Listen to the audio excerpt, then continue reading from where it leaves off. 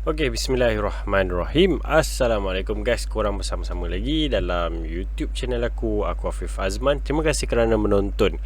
And kalau korang sudi, korang boleh klik subscribe. And kalau korang ada apa-apa komen, korang boleh komen untuk aku improve in future daripada masa ke semasa untuk video-video yang akan datang. Dan kalau korang ada soalan-soalan yang korang nak tanya, macam berada ni, jom kita tengok. Kita tengok dekat ni daripada Abdullah Muhammad. Salam sejahtera. Bagaimana kita nak tahu geran hak milik sementara HSM itu freehold ataupun leasehold? Dan bolehkah rumah atau hak tanah yang gerannya HSM dijual kepada orang non-bumi ataupun yang kalau kita baca Sabah dan Sarawak lah. Okey, so untuk menjawab soalan ini, first korang kena faham ataupun korang kena tahu serba sedikit macam mana korang nak baca geran. So aku dah simplifiedkan dengan video yang aku cuba pendekkan video ini dan make it as simple that I can lah. Okay, so ini adalah contoh salinan title. Kita panggil title lah, surat hak milik ataupun biasa orang panggil geran. Tapi sebenarnya tidak semua title itu adalah geran. Yang mana geran adalah mana-mana title ataupun tanah yang diberi pegangan selama-lamanya atau freehold, barulah ianya akan dipanggil sebagai geran. Kalau ianya sebagai pajakan, ianya bukanlah geran. Tapi tak ada masalah kalau korang panggil title pajakan ni pun geran pun, still orang boleh faham lah. Okey, kita tengok yang gelap sikit ni lah, yang kelabu sikit. Dia ada dua title, satu yang kelabu, satu yang putih ni. Kalau kita tengok yang kelabu ni, first kali korang tengok dekat atas hak milik sementara. Kalau korang tengok yang putih, dia tulis geran. Okey, kalau mana-mana title ataupun tanah yang belum diukur halus, kerajaan negeri akan memberikan title dalam bentuk hak milik sementara. Tu yang jadi HS. So korang akan jumpa ataupun title korang sama ada HSD ataupun HSM. Okey, macam mana korang nak tahu korang punya title tu HSD ataupun HSM? Korang boleh tengok kalau dekat kelabu ni, dekat atas ni dia tulis HS dalam kurungan M. Maksud dia apa? Hak milik sementara mukim. Kalau D, hak milik sementara daftar. Okey, korang nak tahu apa beza ataupun fungsi HSM dengan HSD ni? Contohnya kalau korang nak buat carian. Ini untuk orang-orang awam lah. Kalau korang nak buat carian ni apa? Contohnya salinan geran hilang ataupun tercicir, ataupun korang nak tahu maklumat terkini yang diletakkan di atas title korang, sama ada caveat ke tidak dan sebagainya. Korang nak buat carian. Kalau HSD, hak milik sementara daftar, korang boleh pergi ke PTG negeri lah. Kalau contohnya Johor, korang boleh pergi ke Nusa Jaya. So kalau mana-mana title yang HSD, korang pergi je kat Nusa Jaya. Walaupun property tu berada di Pontian, Kota Tinggi, Segamat, tapi kalau di HSD, korang kena pergi ke Nusa Jaya untuk mendapatkan carian. Tapi kalau HSM, hak milik sementara mukim, korang kena pergi di daerah masing-masing lah. Kalau rumah tu di Kota Tinggi, kena pergi di Kota Tinggi. Kalau di Segamat, kena pergi di Segamat. Muar, kena pergi di Muar. Tapi kalau HSD, even though rumah tu di Muar, korang kena pergi dapatkan carian di Nusa Jaya. So itu secara ringkas lah aku boleh berikan perbezaan antara HSD dengan HSM. Soalannya kita nak tahu, kalau kita tengok soalan dia, macam mana kita nak tahu hak milik sementara tu HSM tu freehold atau leasehold? Macam again macam aku bagi tahu tadi, awal tadi, hak milik sementara dia boleh jadi HSM, dia boleh jadi HSD. Macam mana nak tahu? Korang kena tengok detail dekat title tu lah, sama ada dia tulis HSM ataupun HSD. Okey, macam mana kita nak tahu hak milik sementara tu freehold ataupun leasehold? Okey, mudah saja. Korang pergi ke tengok yang kelabu ni. Okey, yang kelabu ni dia tulis kat sini, pajakan tempoh 99 tahun berakhir pada 30 September 2093. Ini bermakna title ni adalah jenis pajakan ataupun leasehold 99 tahun. Okey, kalau kita pergi ke sebelah dia pula, untuk yang warna putih ni, dia tak tulis macam ni, pajakan tempoh 99 tahun, tapi dia tulis dalam bentuk ayat yang sedikit panjang. Tanah yang diperihalkan di atas adalah dipegang untuk selama-lamanya oleh tuan punya pada masa namanya disebut di dalam rekod ketuan punyaan di bawah.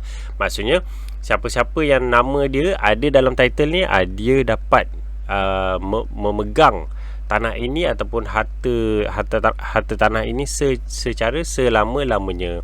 So ini kita panggil freehold ataupun pegangan bebas lah. Ada yang panggil pegangan selama-lamanya, pegangan bebas ataupun freehold. Bila kita tu HS je, kita dah tahu dia belum ukur halus. Kalau macam ni dia dah tak ada HS, dia terus nombor hak milik, dia dah ukur halus dan dia tulis atas ni geran. So ni dah ukur halus, yang ini belum ukur halus.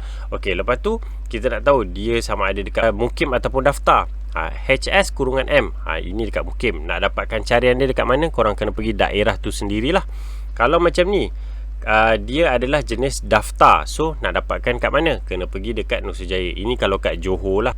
Okey, seterusnya, bila korang dah tahu HS dia sama ada HSM, HSD ataupun geran dan sebagainya, geran mukim, korang nak tahu dia freehold ke leasehold, korang baca kat bawah. Korang nampak ni leasehold 99 tahun ada pajakan 99 tahun adalah jenis leasehold. Kalau yang ini dipegang selama-lamanya adalah jenis freehold. So hopefully dia dah dapat menjawab soalan yang pertama, iaitu macam mana kita nak tahu rumah tu freehold ataupun leasehold. Okey, soalan yang kedua, dan boleh ke rumah atau tanah yang HSM dijual kepada non-bumi?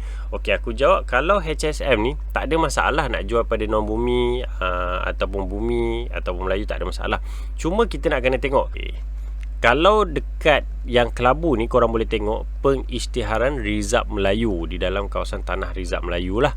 So maksudnya kalau kita tengok je dah pengisytiharan Rizab Melayu ni, rumah ni hanya ataupun rumah, tanah, properti ni hanya boleh dijual kepada orang Melayu sahaja. Bukan semua Bumi Putra adalah Melayu. Jadi untuk yang title Warna-Warna Kelabu ni hanya boleh dijual kepada Melayu sahaja sebab dia di dalam Rizab Melayu.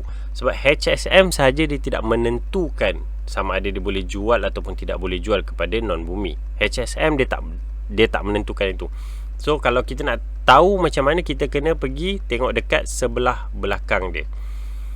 Sekatan kepentingan, ini antara contoh dia lah. So kalau kita baca, tanah yang terkandung di dalam hak milik ini adalah apabila sahaja bertukar miliknya kepada seorang bumi putra, maka tidak boleh terkemudian daripada itu dijual, dipajak atau dipindah milik kepada seorang yang bukan bumi putra tanpa persetujuan pihak berkuasa negeri. So kalau kat sini je, dan kalau kita baca yang bawah sekali, kalau korang nampak perkara lain yang melibatkan hak milik, lot untuk bumi putra. So lot untuk bumi putra ni dia boleh jual kepada bumi putra sahaja. Tak kisahlah dia daripada Sabah, Sarawak, asalkan dia bumi putra. So dia bolehlah membeli, pindah milik, pajak dan sebagainya. Tapi kalau dia tulis dekat situ, tanah yang terkandung tidak boleh dijual, dipindah milik dengan apa cara sekalipun kepada bukan warga negara. Contoh dia tulis tidak boleh dipindah milik kepada bukan warga negara. Maksudnya apa? Maksudnya non-bumi boleh beli. So kalau title ni, macam title ni asalnya lot bumi rilis. Bumi rilis ni asalnya bumi putra, tapi developer dah mendapatkan kelulusan untuk dibuka kepada non-bumi. Kebiasaan bumi rilis ni memang syaratnya adalah asalnya di bumi, developer dapatkan bumi rilis sebab mungkin pada awal masa buat tu dia tak dapat jual kepada orang bumi putra, tak ada orang bumi putra yang berminat untuk membeli. Kemudian dia mohon pada kerajaan negeri memberikan kebenaran untuk riliskan. Jadi dia boleh jual kepada non-bumi. Non-bumi membeli lot yang bumi rilis. Kalau non-bumi tu menjual rumah dia, pindah milik, pajak dan sebagainya kepada non-bumi, title tu akan still continue status bumi rilis lah.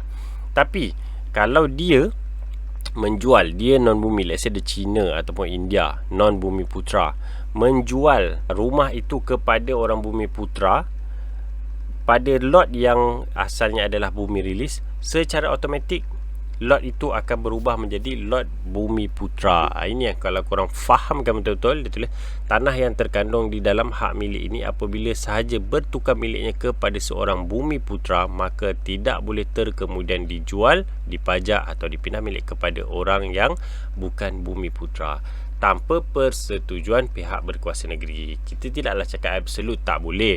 Korang boleh daripada lot Bumi Putra ni nak jual kepada non-bumi boleh, tapi korang kena dapatkan keizinan ataupun persetujuan daripada pihak berkuasa negeri. So ini korang akan nampak pada title ataupun status yang lotnya adalah lot bumi rilis lah. Tapi kalau dia memang straightforward, dia memang lot Bumi Putra, owner dia pun Bumi Putra, dia nak jual kepada Bumi Putra, dia akan tulis tidak boleh dijual kepada bukan Bumi Putra. Tapi kalau dia punya lot itu lot bukan Bumi Putra, dia akan bagi tahu tidak boleh dijual kepada bukan warga negara. So kalau tidak boleh dijual kepada bukan warga negara, dia tak mention pasal bumi ataupun non-bumi, maksudnya orang non-bumi, orang Cina, orang India boleh membelilah rumah ataupun tanah tersebut. So harapnya aku dapat menjawab serba sedikit. Kalau tak jelas, tak faham ataupun cara penjelasan aku ni kurang mantap, bagi tahu je, insyaAllah aku akan cuba perbaiki lagi dari masa ke semasa. So itu saja untuk video kali ini. Aku Afif Azman. Terima kasih kerana menonton. Assalamualaikum.